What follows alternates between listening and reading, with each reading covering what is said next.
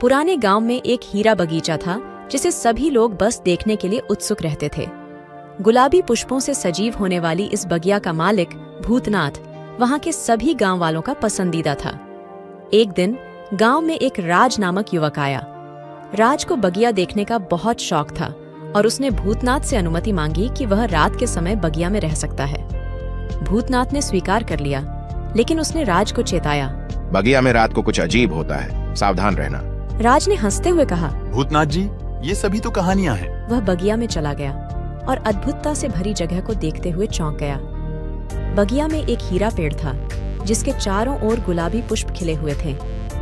रात का समय आया और बगिया के वातावरण में एक अजीब सी ऊर्जा फैलने लगी। राज के दिल की धड़कनें तेज हो गईं। अचानक भूतनाथ की आवाज सुनाई दी। राज, तुम्हें ध्यान रखना चाहिए, बगिया हमेशा अपनी रक्षा करती है। राज ने हैरानी से पूछा, भूतनाथ जी, आप कहाँ हैं? भूतनाथ की आवाज ने कहा, मैं बगिया की रूह हूँ और मेरी शक्ति तुम्हारी सुरक्षा के लिए है, लेकिन तुम्हें सावधान रहना होगा। राज ने ध्यानपूर्वक बगिया की सुरक्षा करने का निर्णय किया।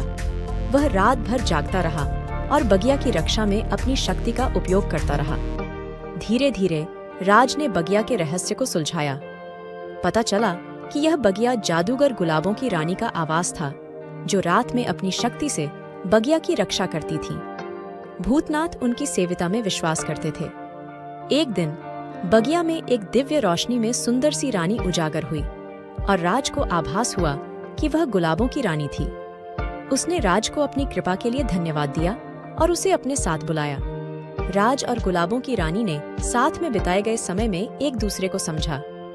राज ने गुलाबों की रानी से कहा, तुम्हारी कृपा से ही मैंने बगिया की सच्चाई जानी है और मैं तुम्हें नहीं छोड़ सकता।